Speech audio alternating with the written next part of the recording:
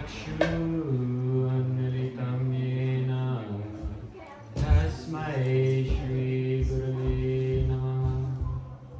नारायण परायण जराङ्करनाशन रूपानुगमित्रप्रेम पूजनाय ते नमः। नमो विष्णुपदाय प्रहादिकाय प्रियात्मने श्री श्रीमद् भक्तिवेदान्त नारायणनित्यनामने। नमो विष्णुपदाय कृष्णप्रस्थाय भूतले श्रीमते भक्तिवेदान्त स्वामिति नामने। वन्देऽहं श्रीगुरु श्रीयुतपराकमलं श्रीगुरं वैष्णवंश्च श्रीरूपं सग्राजतां सहगणरघुनाथवितं त्वं सजीवं स्वाद्वैतं सावधूतं प्रहिजानसहितं श्रीकृष्णचैतन्यदेवं श्रीराधा कृष्णपदां सहगणललिता श्रीविशाखान्वितंश्च। नमो महावदन्याय कृष्णप्रेमप्रदायते कृष्णाय कृष्णचैतन्य नामने करतुषे नमः। हे कृष्णा करुणा सिन्धु दीनबन्धु जगत्पते गोपेश्वर गोपिकान्त राधाकान्त नमोस्तुते। तप्त कंचन गौरंगी राधे वृंदावनेश्वरी वृषभानुसुते देवी वन्दनामि हरिप्रिये। श्री कृष्ण चैतन्य प्रभु नित्यानंद श्री अद्वैत गदाधर श्रीवासदि गौरभक्तवृंद। हरे कृष्णा कृष्णा कृष्णा हरे हरे हरे राम राम राम हरे हरे। हरे कृष्णा कृष्णा कृष्णा हरे हरे हरे राम राम राम हरे हरे। वृंदाय तुलसी देयाय प्रियाय केशवस्य च कृष्णा भक्ति प्रदेवी सचवते नमो नमः। वंशकल्पतरुभ्यश्च कृपा सिन्धुभ्येव च पतितानां पावनेभ्यो वैष्णवेभ्यो नमो नमः। Shri Ramachandra Mahotsava ki Jai. So today we are celebrating our beloved hero, Shri Lord Ramachandra. And I want to break up today's talk into two segments.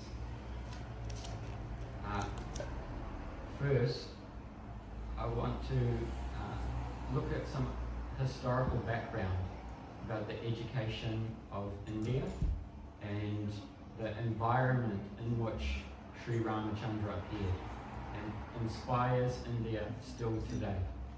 And we'll have some Ram Katha. And then the second part, I want to focus on one particular very close associate with Lord Ram.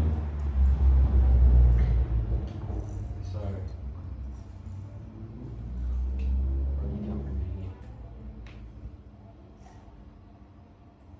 So Lord Ram is Maria Purushottam, Dharma personified. He is the avatar of the Lord, who is the embodiment of virtuous conduct, even in very challenging circumstances.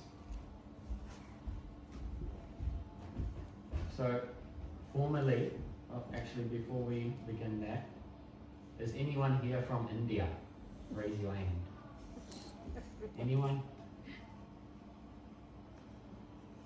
Is anyone here Hindu? Raise your hand. Is anyone here from Bharat? And is anyone here Sanatani? Are these terms all the same, or is there some difference? I want to touch upon that briefly tonight. So, previously, as you all know, the education system in India used to be Gurukul. The Rishi, the sage, he would have one school, and then the young boys, they would go and study with Guru. Often for 12 years, minimum. And if you want, then you can stay on as brahmachari, then move on to sannyasi, stay your whole life with Guru in the ashram. But after 12 years, once you've completed your education, then if you choose, you can enter grahastha life, that is household life. But you've been schooled in the spiritual foundation, and if you go into business, you go into family life, you have that spiritual core at the center. So those values are instilled. And still this is going on in some parts of India. In our ashram in Vrindavan, there's one school there, Gurukul, where the young boys come. And then the Mughals invaded India. And still Gurukul was going on. You guys are far more educated about the history of India, and I don't want to give some history lesson, we're just giving some context. And then in 1830, around that time, there were some surveys done. Because often we have a conception it was only those brahmanas who were getting educated, and often the other classes, they were not in the Gurukul. But actually many statistics say otherwise. And actually there's some statistics that even up to 90% of children were educated in Gurukul. And roughly about one school per 1,000 people. And this was actually much higher than Britain, because the literacy of Britain at the time was about 18%. Very, very small in comparison to India, actually. So India has a great wealth. That wealth is knowledge. Not just mundane knowledge, spiritual knowledge. Perhaps you know the Saddharshans, it's classical schools of Indian philosophy. There is Nyaya, the school of logic, Purvamimamsa, cause and effect, Sankhya, metaphysics, yoga, what's the other one? Anyone know? Anyway, there's one more, and then the sixth one is Vedanta. Mimamsa? Yeah, Purvamimamsa. Vaisheshik, atomic theory by Kanad Rishi. So all of these schools and conceptions existed at least 5,000 years ago in India. And Vedavyas, he refuted these schools, or he pointed out the limitations of them. So even atomic theory, even the school of logic existed 5,000 years ago in India. So actually, the West, they are like uneducated peasants compared to the land of Bharat. And even Bhaktivinoda Thakur, he has said all the major Greek philosophers, Aristotle, Socrates, Plato, they were inspired by the Saddharshans of India. And in the future, he has given a prediction that connections will arise. What classical philosopher, Greek philosopher was inspired by what Saddharshan of India? So India is very, very, Bharat is very, very powerful. And so there was some surveys done. In Madras, there was over 12,500 Gurukuls. And in Bihar, there was over 100,000 village schools. So these Gurukuls were everywhere. And we've already covered who was being educated. But this was not just mundane education. The core of the education was spirituality, Bhagavad Gita. How to center your life in service of Bhagavan. No matter what is your disposition, what is your varna. Everyone has their part to play in the Vedic society for the smooth running of society, with God in the center. And then a major turning point happened. What was that? God save the Queen. The British came. And, you know, there was one particular prominent personality who was very influential, Thomas Macaulay, this guy. And a direct quote from him: "We must at present do our best to form a class who may be interpreters between us and the millions whom we govern. A class of persons Indian in blood and colour, but English in taste and opinions." Because India is very, very big. This was before partition, right? So they needed lots of administration. There's not enough British people there. So let's train the Indians how to be like us and drink tea. And so they needed a complete reformation of the education system. So as a fallout for this, then instead of having people who were, it was a kind of psychological reprogramming. And part of this was an inferiority complex. That the British, the Western way is better, and that Indians, they are like some uncivilized tribal people. And so actually this Ayurvedic system, some herbs growing in the garden, what is this? We have farm, big farm. And so this hang-up is still there today, all around the world. We have so much faith. You know, when we have some ailment, do we go to the Vaidya, the Ayurvedic doctor, or we go down to the pharmacy and try to suppress the symptoms and not actually get to the cure? And then though that medication creates more symptoms and things goes on. You know, farmers are big industry, it's a business. Yeah. So Mahatma Gandhi, he says, they scratched the soil and began to look at the root. They left the root like that, and the beautiful tree perished. So this indigenous education system, it was being uprooted. And so there's some statistics.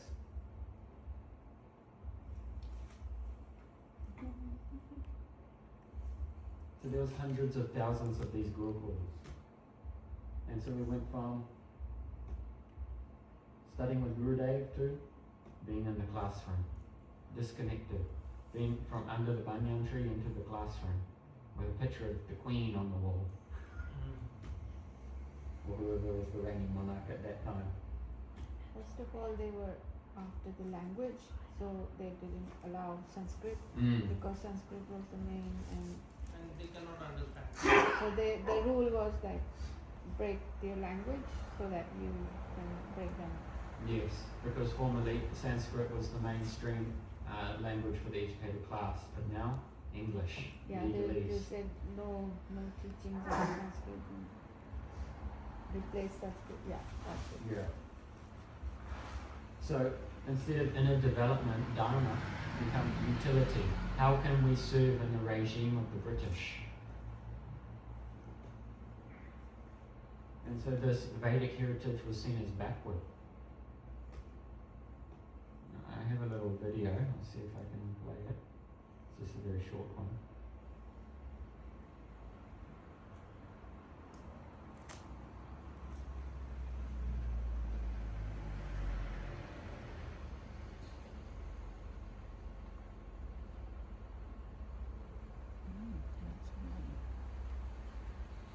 I'll have to connect my speaker.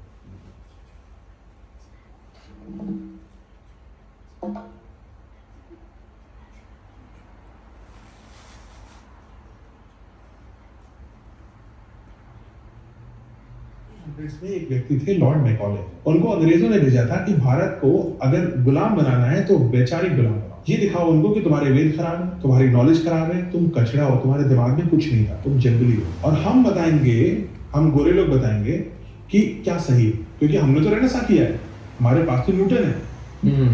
तो Lord Macaulay यहाँ आए और उन्होंने भारत की education पद्धति बदली और भारत की सोच बदली। और क्या सोच डाल दी कि I quote him, a single shelf in a village library in England is worth more than the entire Vedic knowledge of India.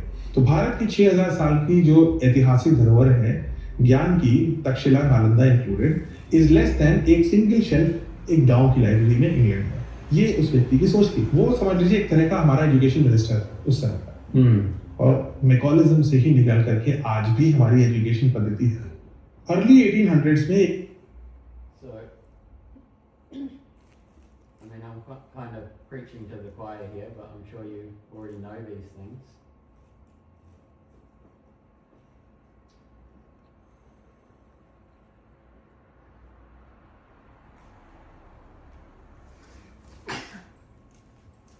Yes, it is that quote from Thomas.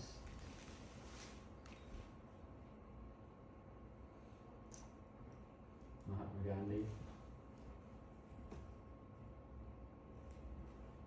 So jobs, income, administration, how to run the material machine.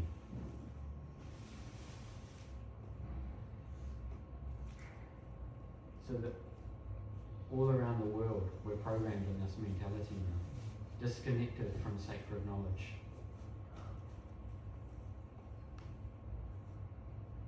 So on this Ram Navami,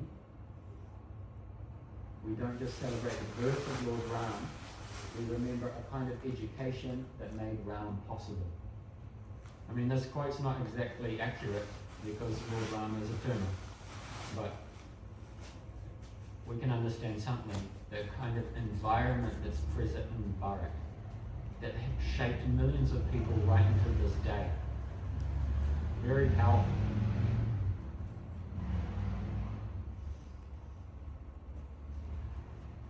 So, from this British education, a kind of mimicry culture arose. And the comforts of the West, oh, these are to be chased.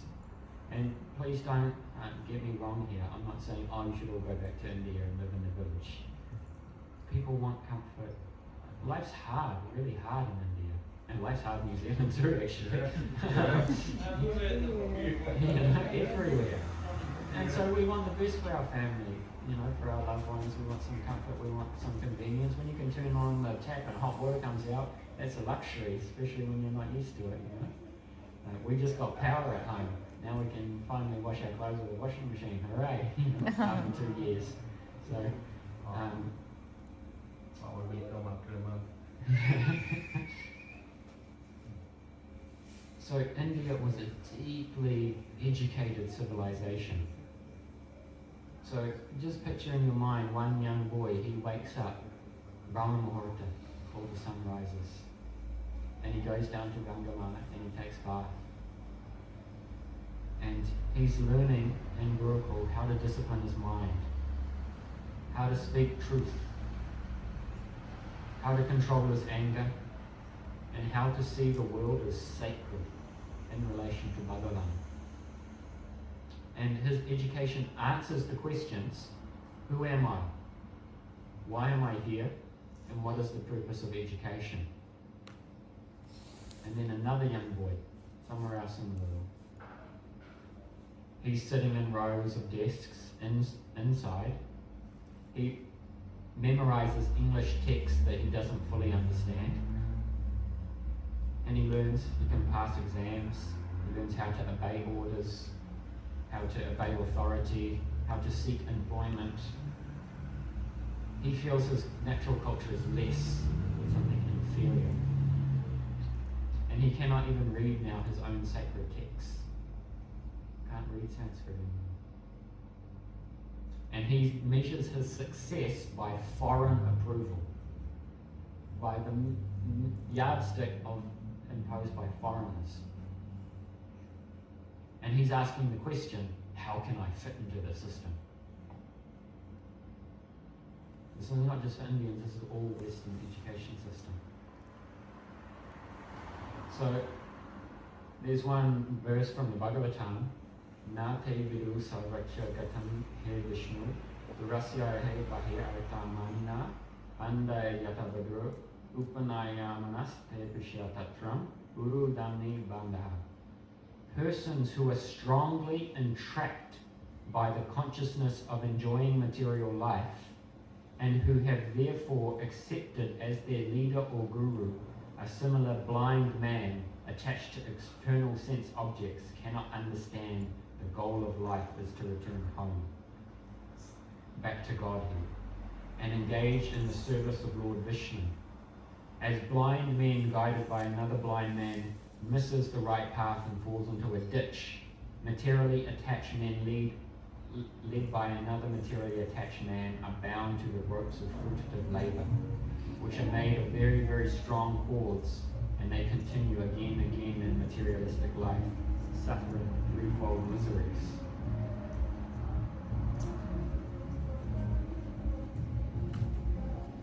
So the Rishi saw all this coming 5,000 years ago. And so how do we seek proper knowledge? This system was also understood in Bharat. We need rule. Krishna has said in Bhagavad Gita, Tadvani pranipatena pranisheshana sevaya upadeksyante te jnanam jnanastata darshinaha. Just try to learn the truth by approaching a spiritual master. Inquire from him submissively and render service unto him. The self-realized soul can impart knowledge unto you because they have seen the truth. Now, Prabhupada, he says in his purport to this verse, the Lord therefore advises us to approach a bona fide spiritual master in disciplic succession from the Lord himself. So to seek a guru who's coming in direct disciplic succession, parampara, stemming from the Lord. The Lord is the original spiritual master, and a person in the disciplic succession can convey the message of the Lord as it is to his disciple. No one can be spiritually realized by manufacturing his own process, as is the fashion of the foolish pretenders. So even Lord Ram, he took Guru. Who was Guru of Lord Ram? Vasishta. Vashishta was the Kula Guru, family Guru of Raghu dynasty. Last year I told the history of his Gurudev. Vishwamitra. So both, everyone had to write Vashishta and Vishwamitra, but Vishwamitra, he took him to the forest. So we know the pastime. In the palace of Dasara Maharaj, Vishwamitra, he came and he said to Dasara Maharaj, oh, I am just a beggar. Can I beg something from you? And Dasara Maharaj said, yes, of course, anything you like. And then Vishwamitra, he said, I want your sons, Ram and Lakshman. Oh! Just think, some guru comes into the center right now. Hey, Om, I want you to come to the forest. How would the parents react? He first said that there were some Rakshas that disturbing were the idea. disturbing, so I want them to fight. And then Dashrath said, because they were very young, he said, no, they are very young, you take my whole army. Yes, I myself will come. Yeah, but then he said, you think they are young, but they are the saviors, so then he agreed. And Vishwamitra actually said in the era of Dasara Maharaj, oh, this Rishi, Vashishta said in the era of Dasara Maharaj, oh, this Rishi, Vishwamitra, he has many cities. Your son, when he reigns, he can use these cities, so he should go. It'll bring auspiciousness to the whole Raghu dynasty. So then very reluctantly, Dasara Maharaj, he let Lord Ram and Lakshman go to the forest. There they are, very old photo. I'm taken on Kodak. Lord Ram and Lakshman going to the forest. It's just after they came back from the ashram, just few months after, because 12 years they had gone to study. Just when they had come back, then he came to ask them to go with him. There's so much in Ramayana, I'm really trying to restrain myself and just tell some details. So that's a very famous verse from Bhagavad Gita. Another very old photo. So, what does Dharma mean? What is Dharma? Natural law? Natural laws of the universe. What else does Dharma mean? Do one's duty. The right way. One's duty? Like water has Sikalta, fire has Ushnata. Similarly, every one of us As a Swadharma. Anything else? What does Dharma mean? We all know this word, but what does Dharma? Righteous path. Righteous path? Actually, the thing is, there are words in Sanskrit that do not have a proper word in Yeah. English.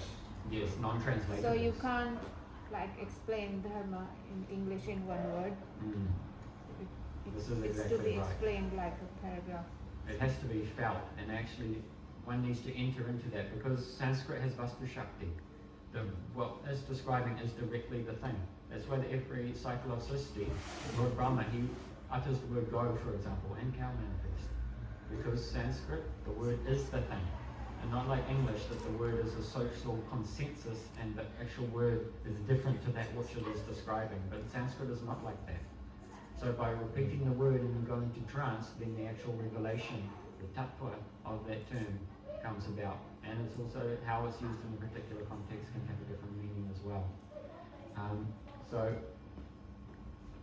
there's two kinds of dharma. Bhaktivinoda Thakur has described this in Jaiva Dharma. So there is Nitya Dharma and Naimitic Dharma. So Nitya Dharma, that is, what does Dharma mean in its eternal context? And what does the word Dharma mean in its temporary, localized context? For example, if you're a mother, then it's your Naimitic Dharma, your occasional duty to look after your child. But when you were 10 years old, it wasn't your duty to be a mother. So that Dharma came about. So therefore it's not Nitya Dharma, it's Naimitic. Yeah, understand the difference? So Prabhu's just saying, everything has its swabhav, its eternal Dharma. Like fire, eternally hot, producing light, water to be fluid, sugar to be sweet, salt to be salty. This cannot be separated. So what is the Dharma of our Atma? This is giving the eternal context of the word Dharma. So what's the Dharma of your soul? Anyone? realization of God. Love. Say again. Realization of God. Realization. Realization is mimetic. It's not eternal because you're not eternally realizing something. So what happens when you realize? Then that's no longer your Nitya Dharma, right? Unification with the divine. Unification. If you go back to the source. That's also mimetic because once you go back to the source. The Is it love? Yeah. Yes. Yes, probably. Krishna. The meaning of everything is Krishna. Haribol. Yes. Just say it. Yeah. So Simona and Bodhi are both right. When you have love, you serve. When you serve, it's because you have love. So the Nitya Dharma of your Atma is to serve. Okay? So right now, that Sevavriti, it's placed in so many different, you're serving your family, you're serving your husband, wife, children, partner, dog, cat, whatever, you know? We That can't is get the away same- from that. This That is is a the sign same of- dharma as you are a mother and you have to take care of a child. That's Naimitic. Yes, so Because soul is those- also doing the same, no? Those relationships, they are temporary. Understand? Because the cat that you have, you don't have an eternal relationship with that cat. But the propensity of service, that you have is eternal. So how you're applying it in that context, that is localized, that is Naimitic. So in that case, soul is serving your body. Because till the time soul is in the body, Soul is serving. it's, Holy. yeah, so what soul is doing? Yes. Soul is not serving somebody else.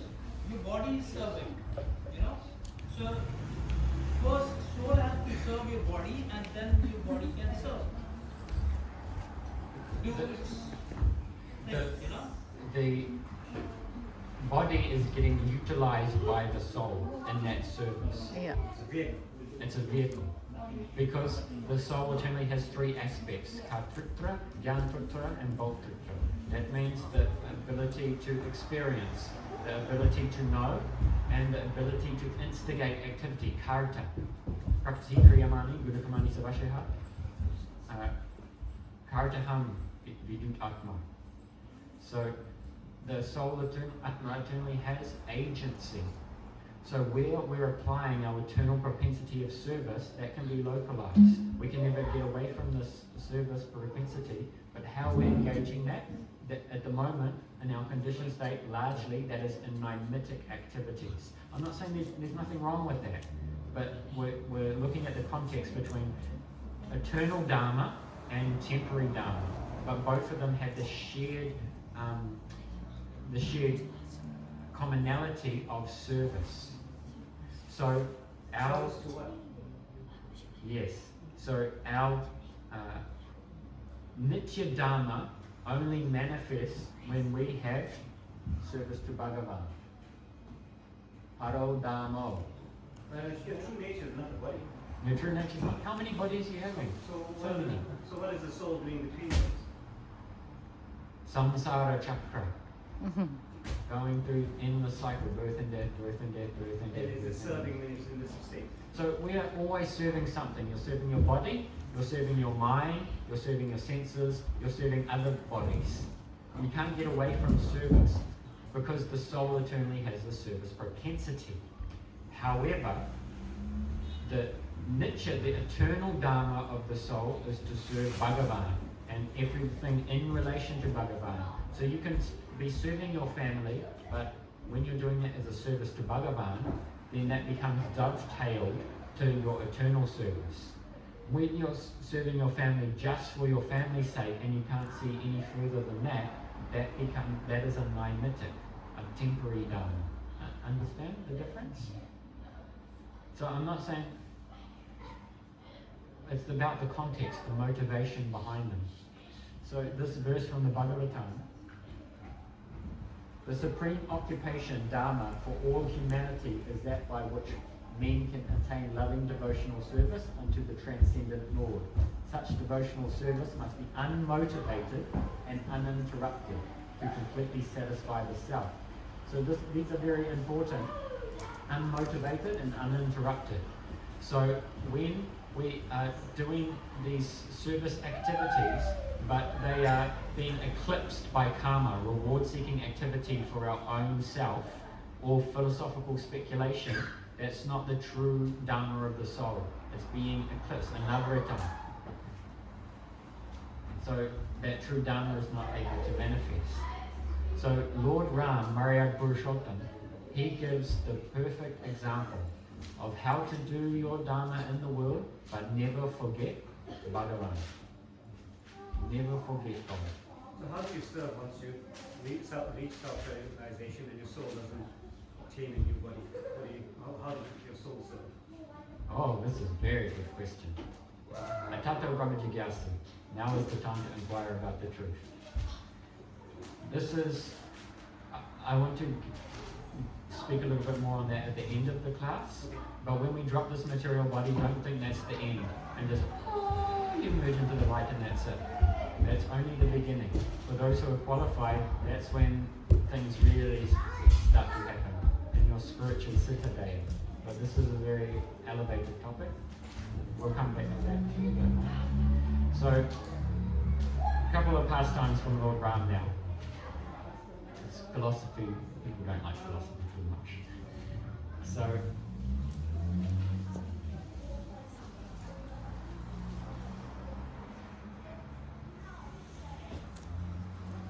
when Lord Ram, yes.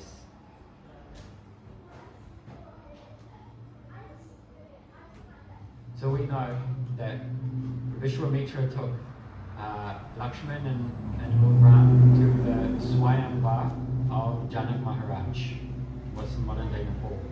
And he was having the marriage ceremony of his daughter, or picking who would be the bridegroom, yeah? And so many princes came, and they had the Haradanu, the bow of Lord Shiva. And it took 300 very strong men to move the bow of Lord Shiva and bring it into the arena. And an invitation was sent out all over the world. Any princes, any kings, come and try and string this bow. And whoever does it, they can marry my beloved daughter. So all of them were, so many people came. And they failed. But just prior to that, actually, when Lord Ram and Vishwamitra and Lakshman came into the arena, before the arena, into the garden of Janakpuri, then one maidservant of Sita Devi, she saw Lord Ram, and then she went running through her saki, and she said, she was going crazy, and then Sita said, what is it, what is it? And then the saki said, oh, what can I say? My eyes, they have seen, but they cannot talk. And my mouth can talk, but cannot see. Yeah. And so, the beauty of Lord Ram. And then, from very far, Sita and Lord Ram, their gaze met. And then Lord Ram looking into the eyes of Sita, Sita looking into the eyes of Lord Ram like the red. And then Sita instantly fell in love. How can I make this courageous hero my husband? And then, as we know, the Swayamvar was held, and no king could string the bow. And then Sita, she was feeling perturbed. Oh, this task is impossible. I just want to go and garland Lord Ram right now, but my father has given this impossible task. Ah, alas, alas, alas. And then, seeing how no one could even lift the bow, Janak Maharaj, he was thinking, oh, maybe I've been a bit hasty and given some challenge that was a bit over the top. And then Janak Maharaj, looking around, seeing all the failed heroes, he thought, is there no real heroes? Is there no true Kshatriyas left in this world? And then hearing this, Lakshman, his heart was burning, and he said to Lord Ram, what, did you hear what he said? Kshatriya Bhav, real Rajaguru, passionate. And then Vishwamitra, they said, you go. Lord Ram, Lakshman said, Gurudev, let Lord Ram go and string the bow. And then Lord Ram, he went, he picked up the bow. Perhaps you know earlier, when Sita Devi, when she was a young girl, she was cleaning the palace. And then just with one hand, she lifted up the bow and she was sweeping, dusting under the 300 men can't lift. But Sita Devi, young girl, picked it up. Why? Shaktiman are there. There's no difference between the Supreme Lord and the Shakti. So Lord Ram can lift, of course Sita Devi can lift. So then, Lord Ram, he picked up the bow and broke it in half. And Sita Devi, her heart was overjoyed. And then, as we know in Vedic culture, you should garland, yeah? So then, Sita Devi, very sweet pastime, she was trying to garland Lord Ram. But Lord Ram, proud Kshatriya, he was very tall. And Sita Devi, her heart was overflowing with love. She didn't even have the strength to lift her arms. So then her Sakis, her friends came, and they were lifting her arms, and they were trying to get her to garland Lord Ram. But Lord Ram was very tall, and he was wearing a mukut, a crown. So she couldn't garland her beloved. So then Lakshman, being very clever, Guru Tattva, thinking what to do. And then the Saki said to Lord Ram, can't you just bend down a little bit? And Lord Ram said, no one in the dynasty of Lord Ram has ever bowed down to anyone. So then Lakshman, he came there and he gave pranams to his brother. And then giving pranams, having affection for his brother, Lord Ram bowed down, and then quickly the Sakis lifted up the arms of Sita, and then she was able to garland her beloved Lord Ram, and everyone was overjoyed. Very sweet pastime. This is Sambhog Rasa, meeting, pastime of meeting. Very, very sweet. But as we know, there's many twists and turns in the epic of Ramayana. So then later, Dasara Maharaj, he had Marrakeshio, he saw, oh, my life will end soon. So without telling anyone, he organized the coronation ceremony of his beloved son, Lord Ram, to be king. And we know the history. And we know the eve on the ceremony, oh, Lord Ram, you should go to the forest. But what did Lord Ram do? If you're destined to be king, the whole town of Whangarei is abuzz. And then your father said, oh, actually, no, you got to go to the forest, you got to go to the bush. Oh, no worries. Would be very perturbed. But Lord Ram said, oh, I will honour the order of my father. If my father tells me to go to the ocean, I will go. If he tells me to jump into fire, I will go. And we see these values are still inspiring the families of Bharat today. Western family, oh, parents getting old, where's a house? Where's some cheap rented flat that I can shove them off? You just hurry up, wait to die there, and please make sure you put your new car in my will. In your will, you know? This is the Western mentality, but Bharat doesn't have this. Lord Ram, oh yes, Pittashri, what's your order? I will go. And then Bharat, he should be king. But then someone said, actually, the wife is the other half. So Sita Devi, she should reign Ayodhya. But Sita Devi said, I will not leave my beloved Lord Ram. So Bharat said, I will just worship the padukas of Lord Ram until you come back. And Lord Ram, in the dynasty of Raghu, there was one person who had a bit of a wicked mentality. His name was Asamanja, something like this. Okay. Not Kaikai, this was many generations before. And his father actually banished him to the forest. This was many generations because the dynasty of Lord Ram, it is coming in the dynasty of Katwanga Maharaj. And the son of Katwanga Maharaj is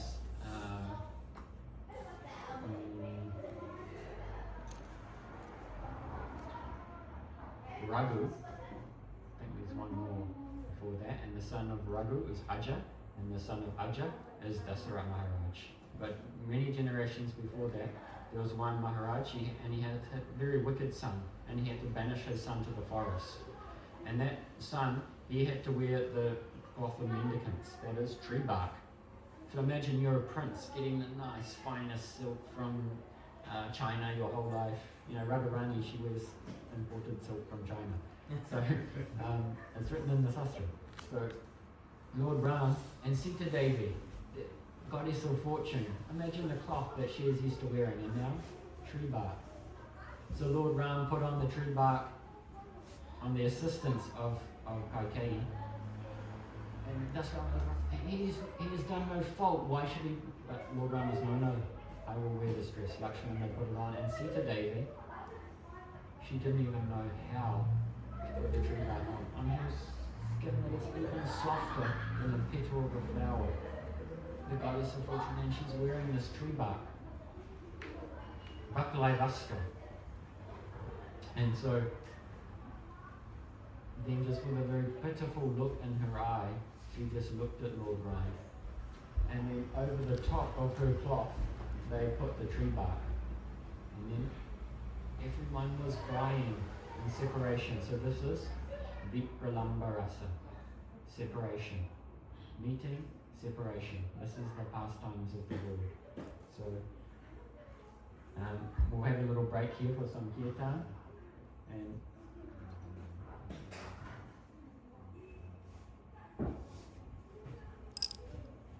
the pastimes of Lord Rama, Parama Karuna, topmost compassion, empathy. If you just read a few pages of Ramayana, you'll cry if you're really absorbed. It's so heartbreaking, it's so moving.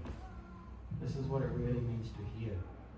So be absorbed in that separation with Lord Ram, Sita Lakshman going to the forest.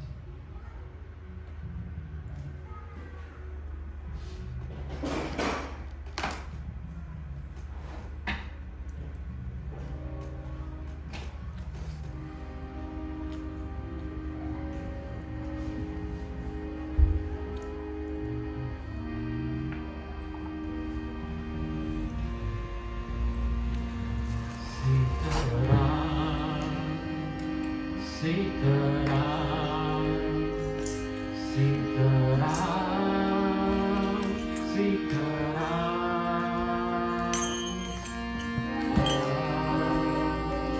Sitaram, Sitaram, Sitaram,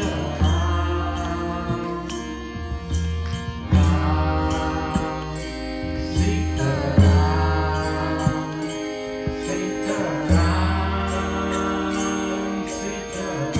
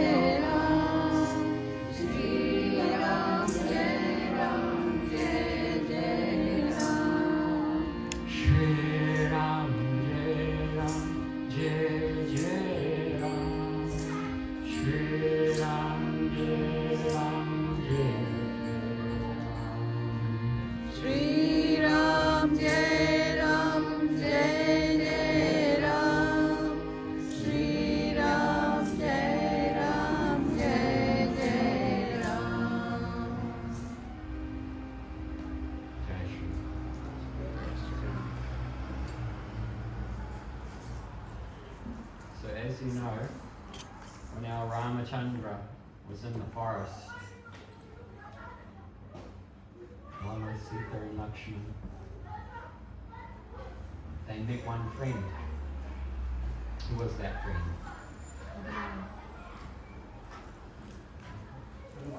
Hanumanji. Hanumanji ki? Yay. Last year I was thinking, oh, this year I want to give one class on the connections between Ram Leela and Krishna Leela. But Harikatha has a mind of its own and we went in a different direction. But I want to share one pastime about one associate of Sri Chaitanya Mahaprabhu and Gaura Leela. So there was one close friend of our Nimai Pandit, that is Sri Chaitanya Mahaprabhu when he was younger, and his name was Murari Gupta. What was his name? Murari Gupta. Murari Gupta. So every year when we're going on Navadvip Parikram, we go to the place of Murari Gupta. And he was coming in a family of Ayurvedic doctors, Vaidyas. And he used to wildly gesticulate, like Italians, they talk with their hands. You know, he was an Italian, talk like that.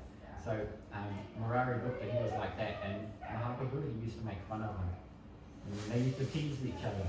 So he was a little bit older, but they studied in the same Sanskrit toll, the same Sanskrit school together. And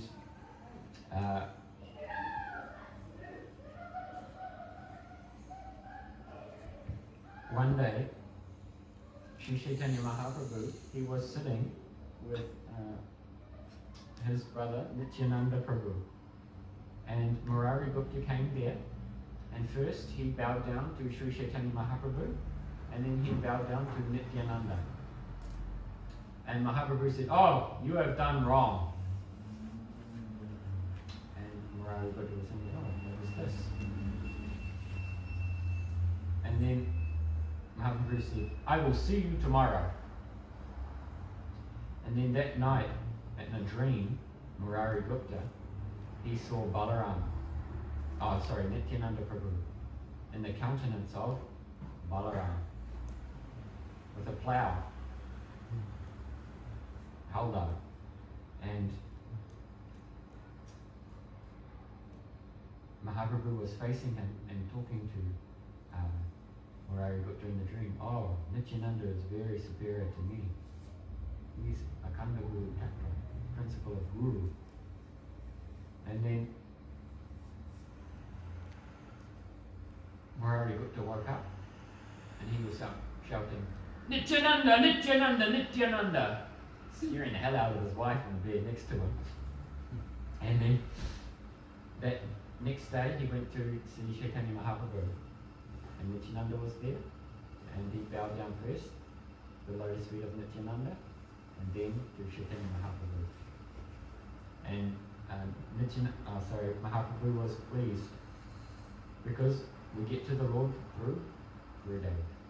So first we give respect to Guru. When we come to the temple, we remember the Pranama Mantra of our Guru, because he is the entrance way into the transcendence.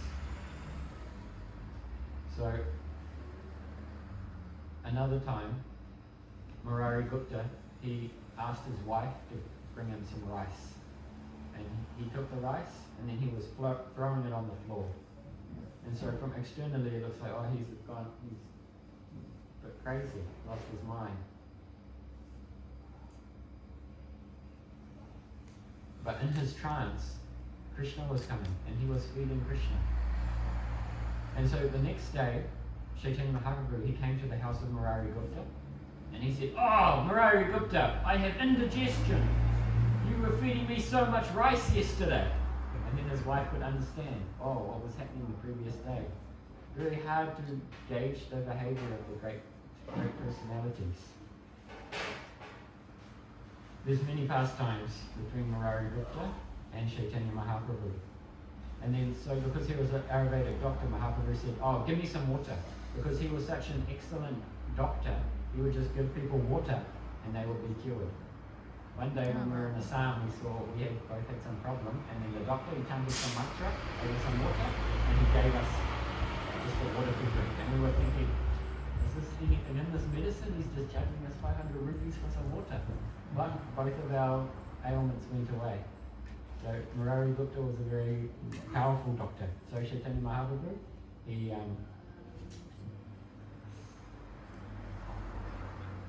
said, where's your water pot? And Murari Gupta said, oh, you can't drink from my water pot, it's not proper. But Mahaprabhu just went inside and took the water pot and got glug, glug, glug, drunk from it, and then his indigestion was cured.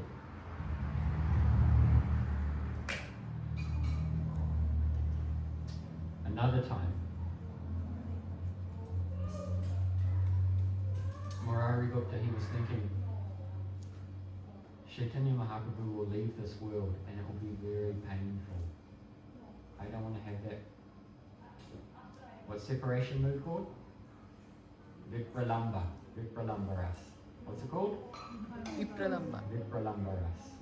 I don't want to have this Vipralambaras. I don't want to be suffering and separation from the Lord. So I will kill myself. That is better than being separated from my beloved Lord. So he went to the marketplace, to the bazaar, and he bought one knife. And he took that knife back and hid it in his house, and he said, yes, I will finish my life while I still have the association of Sri Chaitanya Mahaprabhu. And then Mahaprabhu came round to the house.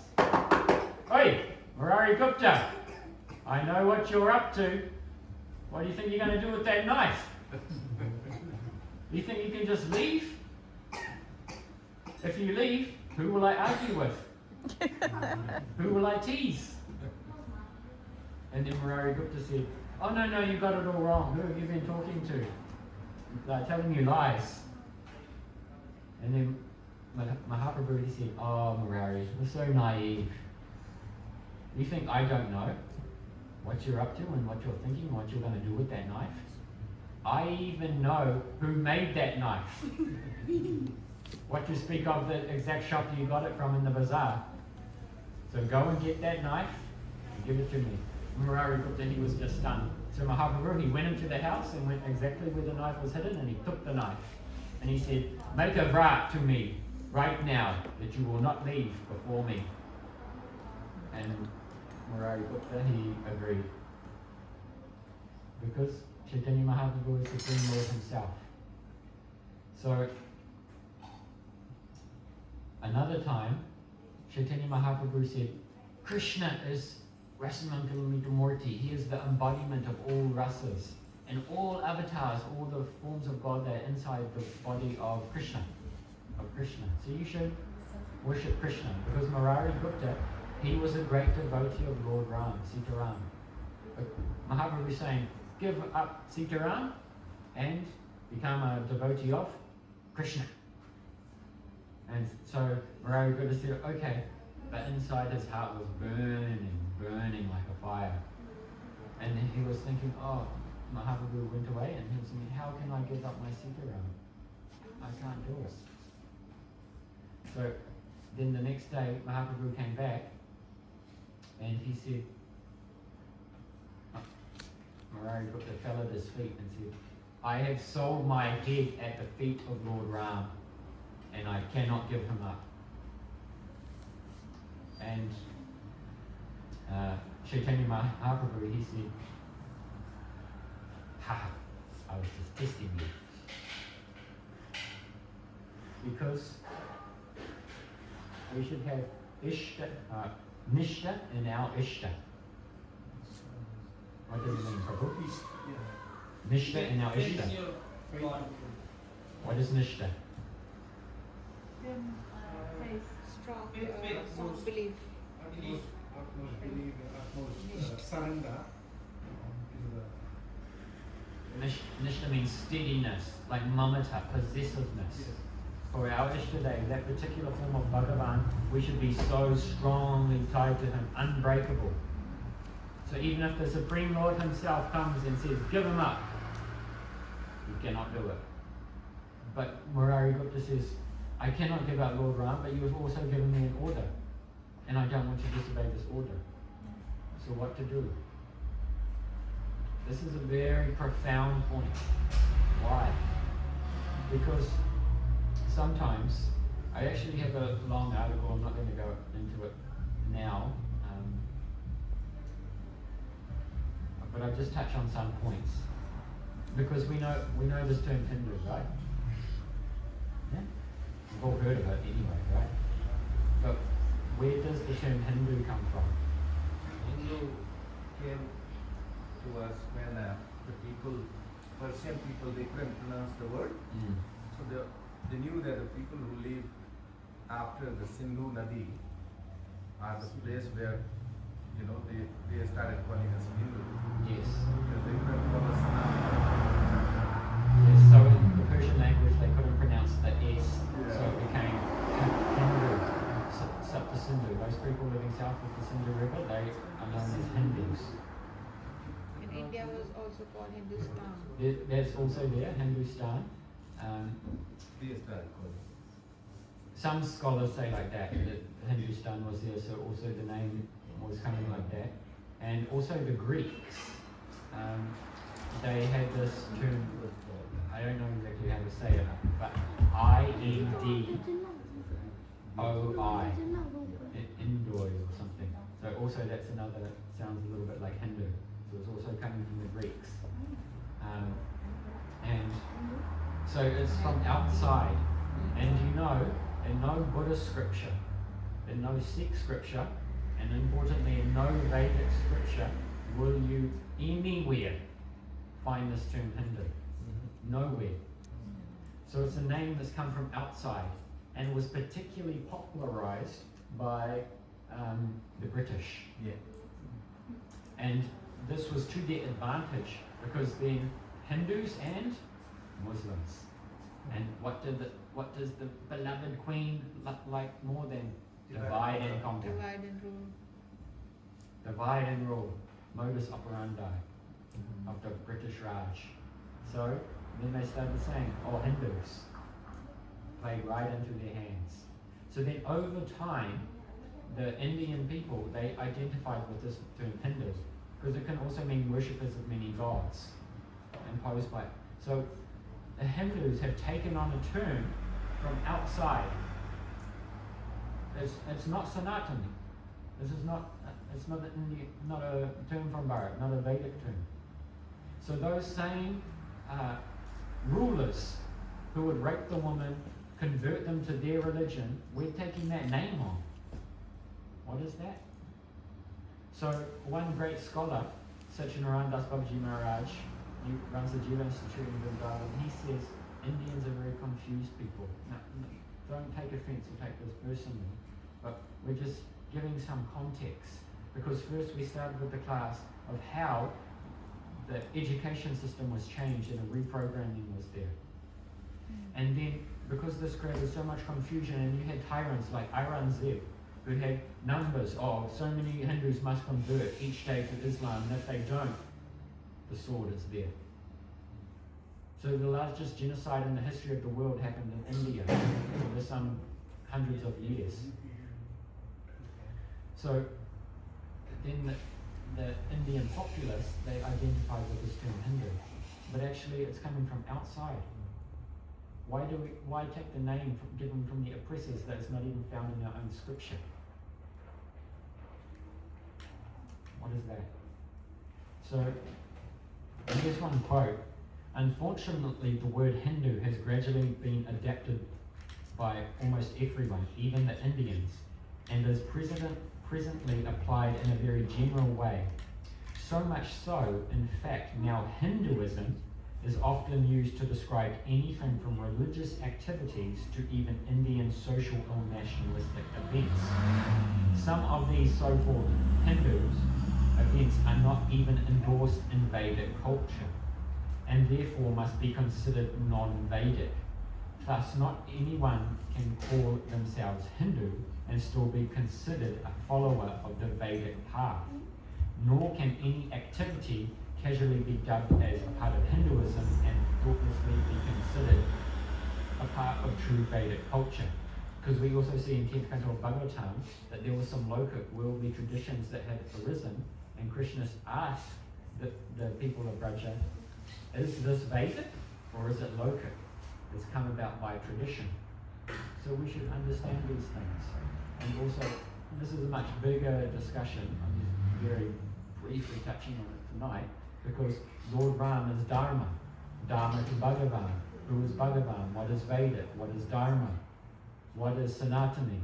These are all very important points that we can learn from our hero, Lord Ram. So we know that the term Sanatan Dharma. Sanatan also means eternal. So what is our eternal Dharma? That is Vedic. That's related to Bhagavan. So Vedic religion is a henotheistic religion. What does that mean?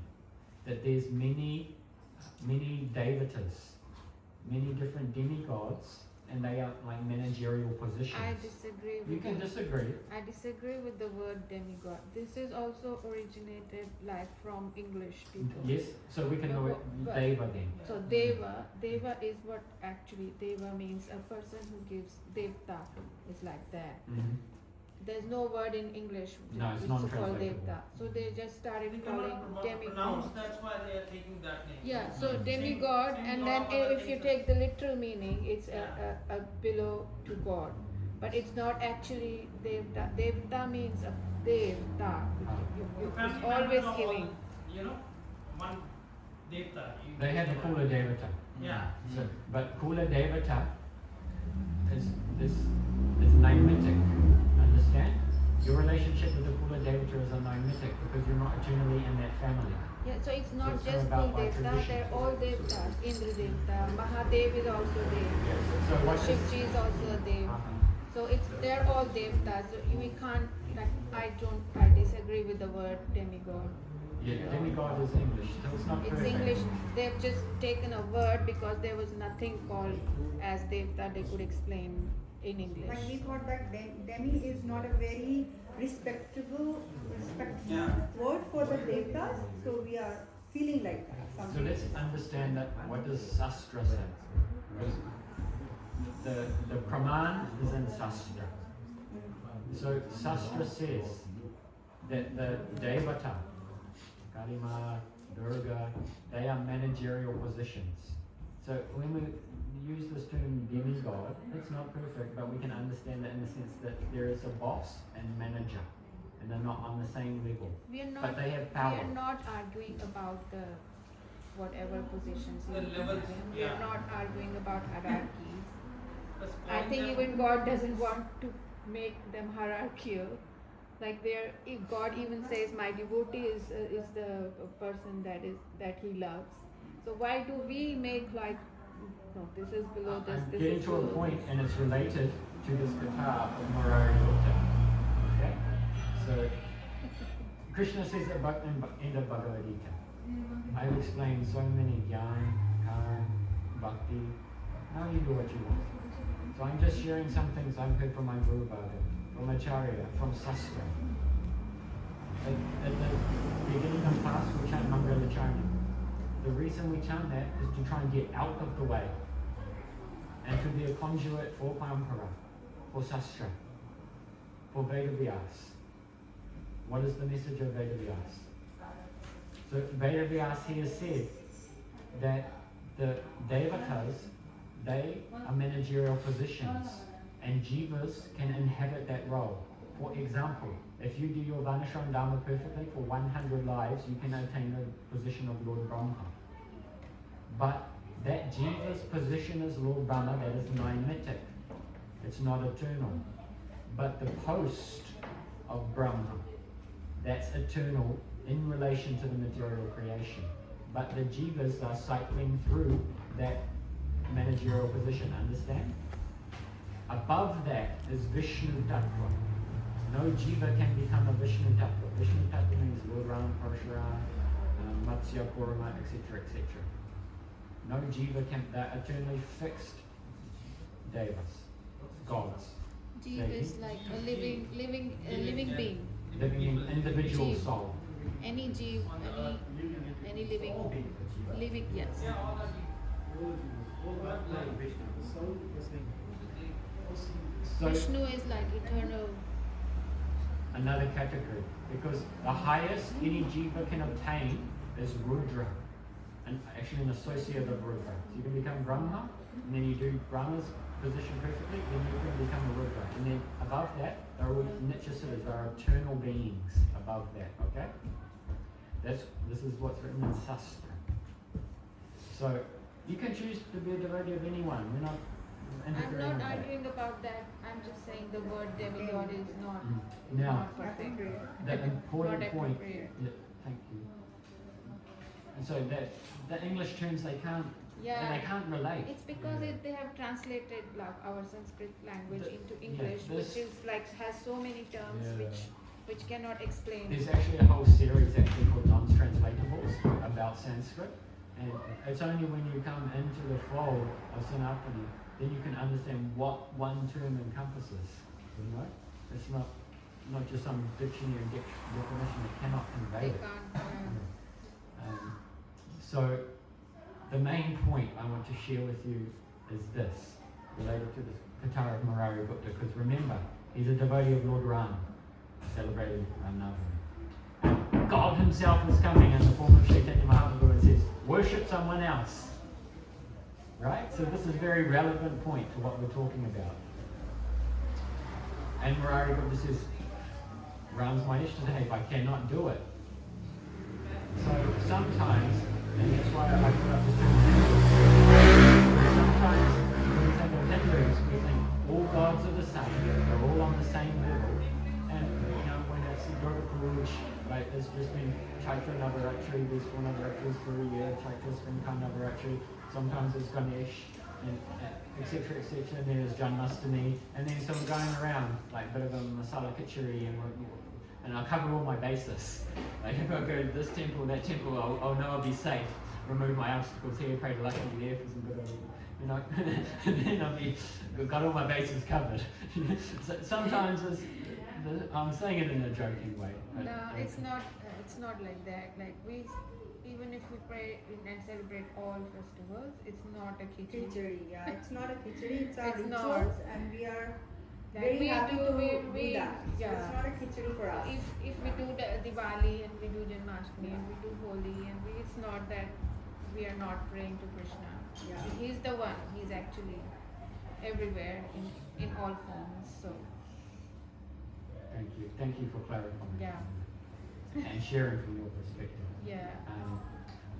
The most important point I want to convey is this: is okay, you guys aren't doing that, but just to make the point, if we have a general conception that the gods are pretty much all the same, if one has that general conception, then that's called Shantaras.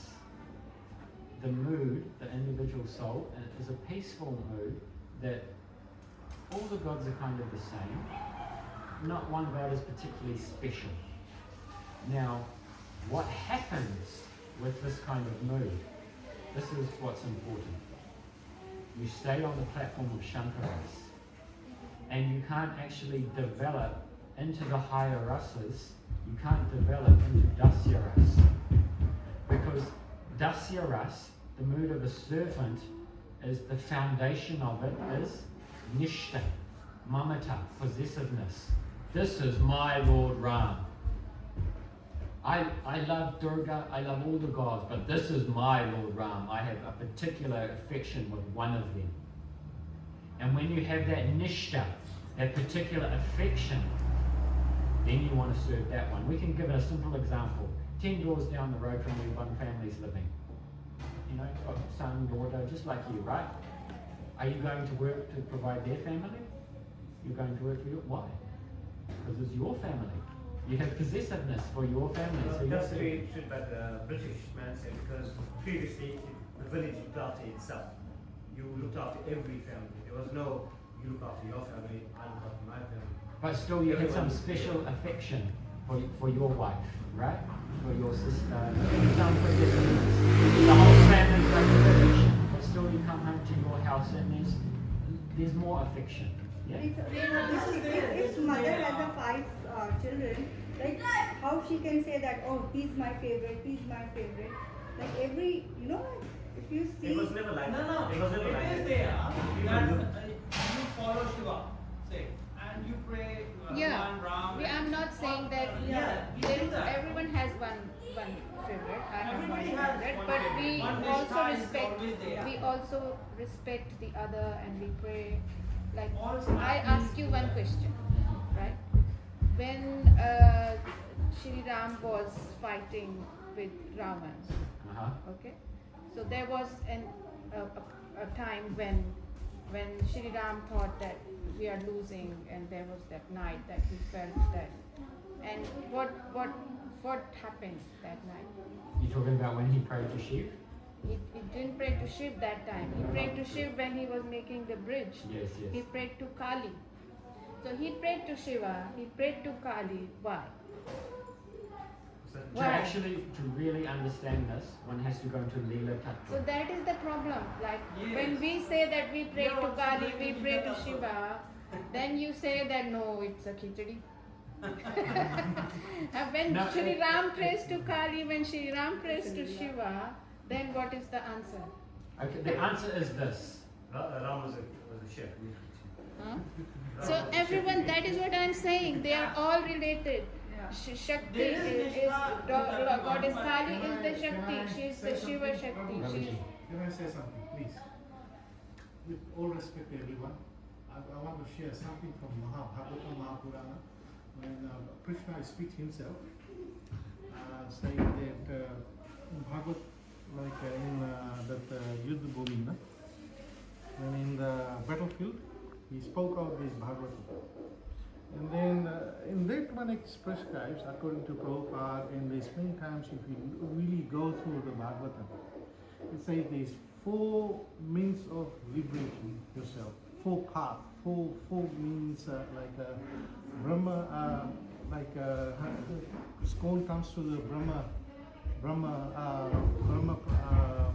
according to Brahma, and then Brahma has given by Narad Muni went to Brahma. Hey Brahma, what happened? These people can't perform Murti Puja or can't sacrifice because they haven't got the purity in Kali Yuga. So what can you do to get the moksha? Because attainment we have got so much.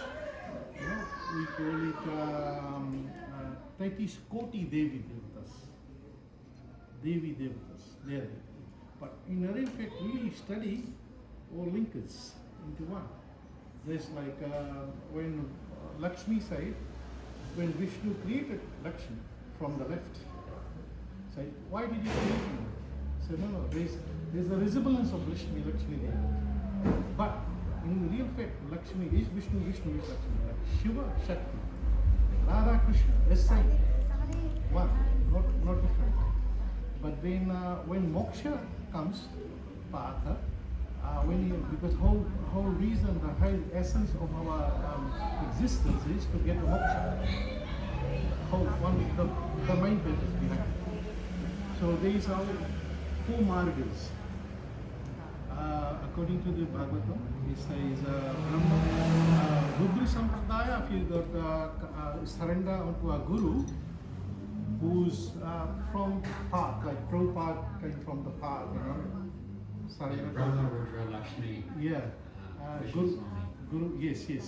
So that's come through the transcendental. And same thing, if you can surrender to a Rudra Sampradaya, or Rudra Sampradaya, or Sri Sampradaya, like Devi, Shakti. Sri Sampradaya is actually, these are all Vaishnava Sampradayas. Yeah, and or the Kumara Sampradaya. Yes. These 4 Sampradayas. So that's what I'm trying to say. But we have got Devi Devtas, we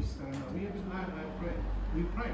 But the thing is, time comes that you have to collaborate into one form inside. This is what I'm trying to get to.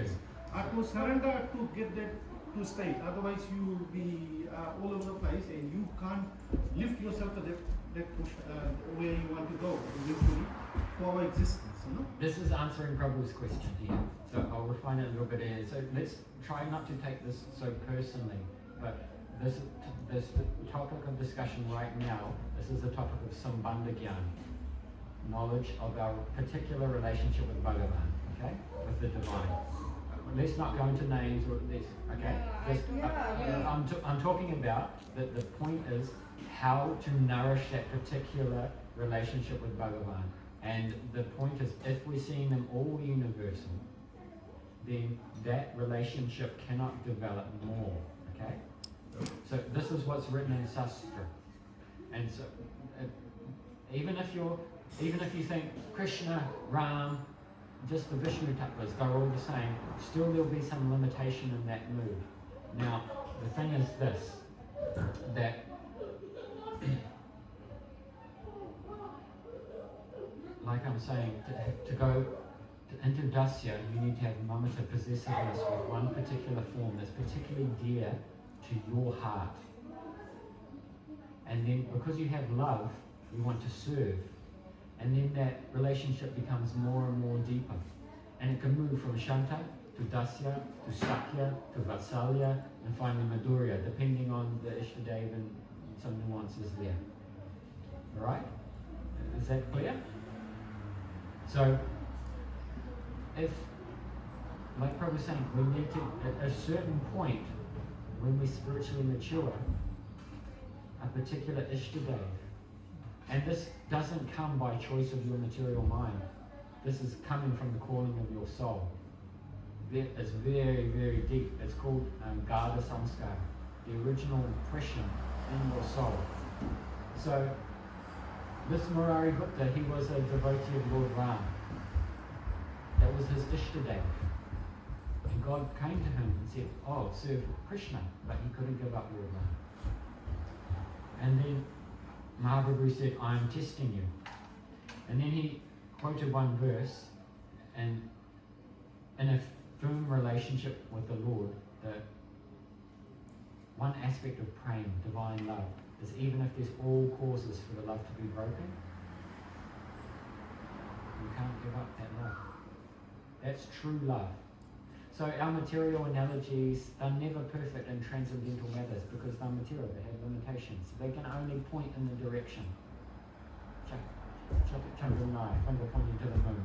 So whenever we employ a material analogy, don't take it to be the all in all because it won't convey everything because we're talking about the transcendental subject matters. So as we mature, a particular relationship with one particular form of the Lord develops. And we have nishta, we have mamata, possessiveness. And then that Krishna, that Ishtadev becomes so prominent in our devotional life. And we'll see everything in relation. Like if Devi is your Ishtadev, you'll see everything in relation to the Devi. If it's Jagannath, everything in relation to Jagannath. If it's Shivji, everything in relation to Shiva. But to really know who is the ultimate Bhagavan, then we need Guru. But still, we're not in charge of who is our Ishtadev. That comes from the soul. So the main point I wanted to convey is the limitation of the universal attitude. Try not to take it too personally. Is that clear? And when beyond that universal attitude, a further relationship with maybe that issue that you already have develops more and more and more. And that's related to Prabhuji's question. Because when you drop your body, and you attain, because people talk about moksha. But what happens after moksha? Anyone know? So this is what Prabhu was asking in the beginning. So when you drop your physical body, if you've attained perfection, then you go to Vaikuntha, spiritual world. And what happens in the spiritual world? There's unlimited spiritual planets. And this is written in Sastra, Brihad Bhagavatamrita by Sanatana Goswami. And in the different planets of the spiritual world, there's different forms of Bhagavan. Jagannath, Lord Ram, Matsya, Narasimha, Krishna.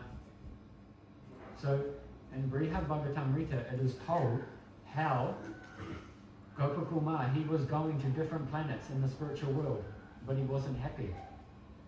Imagine that. He was blissful for some time. He was meeting God, but in his love, something in his heart wasn't right. And he go to the next one, he was joyful, and then he was going round and round and round.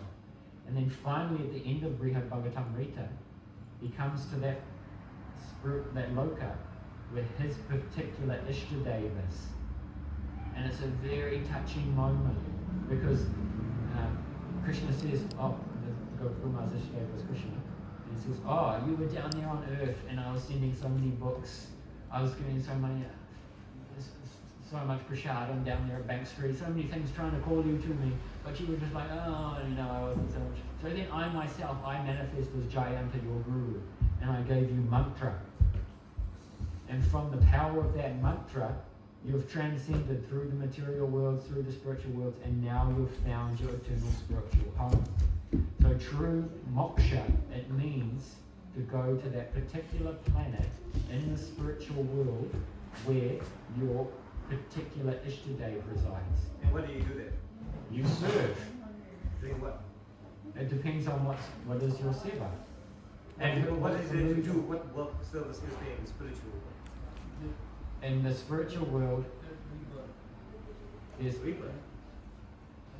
No, Is- if you is attain life. moksha, there is no rebirth. If you attain moksha, moksha Yeah. means is moksha. There is no rebirth. So what No, service no. are you doing there? What You are just what are you uniting fixing? with the. What are you making better? there's nothing to make better, So what are you because it's serving? Vaikuntha, it's a place of no anxiety. See, this is the thing. But then- We can only cognize in terms of our material experience, but the spiritual abode it's not within your purview of your material experience. That's why we have to hear from Sastra. We have to hear from Guru, because Guru is Bhakta Bhagavat. He's the living embodiment of Bhagavatam and the spiritual world, and he is Shabda Brahma, and that Shabda Brahma, this is what I'm saying, you cannot actually develop your relationship with your Ishtadev unless you get Diksha. Because Diksha, that in the Diksha mantra, that has the power to link your hand with your particular Ishtadev. This is- particular hand. This is what's written in Sastra. But what are you doing there? You can serve, you can help Krishna, take the cows out to graze, you can, so there's But unlimited things. why would a cow need to eat in the spiritual? Why would you need to eat? You don't have a body. No, you only absolutely eat. have a You body. eat to sustain a body. You don't eat. Well, how do you sustain a spiritual body? Nahi prakrit gochara. The transcendental subject matter never comes in the jurisdiction of the material mind. So if you want to understand these things, you have to get out of your mind. So I hear what you're saying, because generally we have this experience of a limited material body, we need to keep it warm, we need to eat food, all these material limitations, right? And we have this conception, when I get moksha, I'll drop this material body with so many problems, and then I'll be free. And we have some very vague conception, actually, of what that actually looks like. Most religions, it's very vague, but in Vedic Dharma, there's complete scientific knowledge of the spiritual world, what you will do. But this topic of what is our siddhada, our eternal, perfect spiritual form, this is a very elevated subject matter, actually. But because the question was asked, we're just touching on it a little bit. So when we attain perfection through the mercy of Guru and through Diksha Mantra, then in this life we can realize what is our eternal spiritual form. Because if you don't have love here and you don't know how to serve here, what are you going to do in the spiritual world? Oh, look at the new guy, he's just trying to learn how to... No, it doesn't work like that. All realization comes here. And you'll be born, there's actually a whole process to it. You won't be born in the spiritual world, you'll be born in the material world where Krishna's having his pastimes, or he's just left in the eternal, the Sad Goswamis, they are there, and there's a progression. Born in the pastimes of Chaitanya Mahaprabhu, is to attain your eternal position in Goloka Vrindavan with Krishna. This is a very, very, very high goal. And there's a progression in that, but you will serve. And so Krishna Lila is Naravat Lila. Lord Ram's Lila is also Naravat, human-like. So this is the mystery, and it also touches on your statement, that why is Lord Ram praying to Shiji, to Devi Mata? because it's Naravat. He wants to conceal his. If everyone just knows he's Bhagavan, it's like Sati.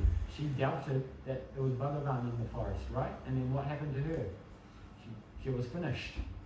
So to protect the Naravat Leela, the Supreme Lord comes and has human-like pastimes.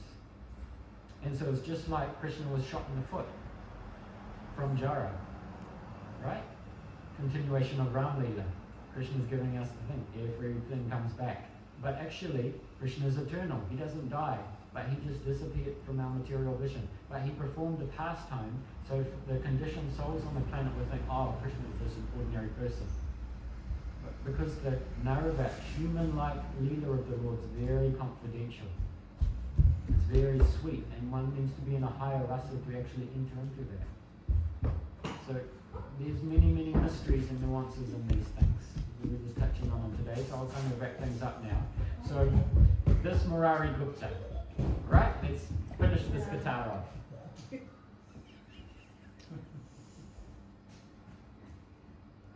One day Chaitanya Mahaprabhu, he done the Mahabhav, or the Maha Prakash. For 21 hours he sat on the altar at Srivastapa's place, and he manifested Bhagavata, his godhood. Because Chaitanya Mahaprabhu, he's the hidden incarnation. And so he was manifesting as Varaha, as Matsya, to the different devotees, because all the different devotees of the different avatars also appeared in Gaura Leela. So then he said, hey, go bring Murari Gupta. And then when Murari Gupta came there, what form did he manifest? Who knows? Ram. It's kind of in the Katha. Because he's a Ram Bhakta. And then, this is the Prakash, 21 Leelas of manifesting as Bhagavata.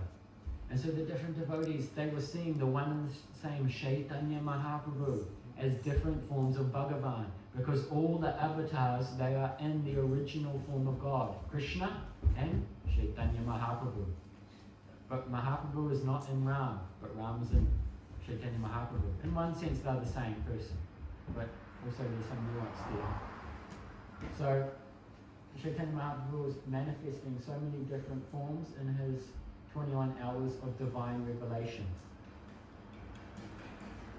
And Murari Gupta, he saw Lord Ram, and he saw him with an arrow, and next to him he saw Lakshman and Sita Devi.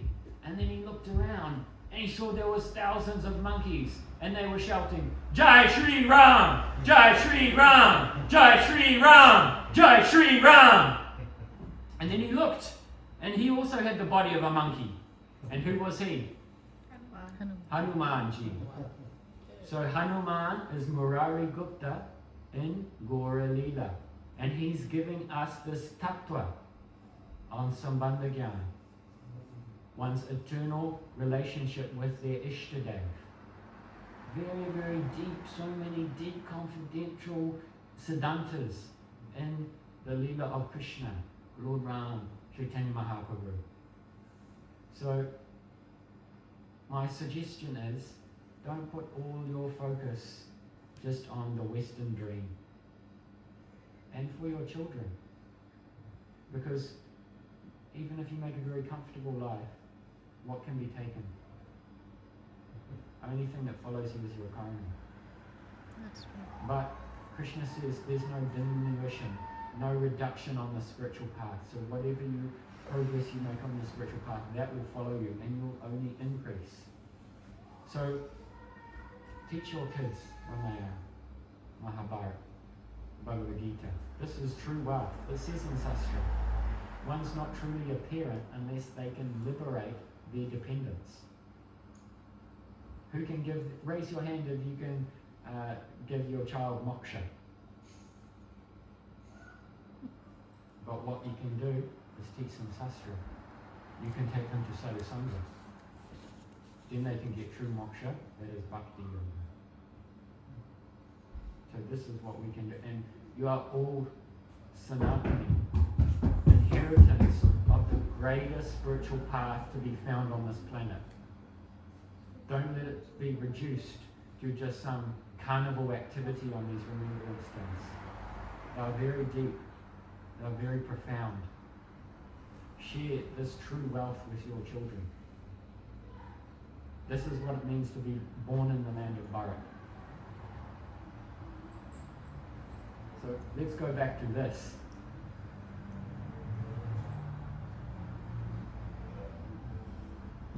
Sri Ramachandra Bhagwan ki Jai. Sri Murari Gupta ki Jai. Sri Hanuman ki Jai.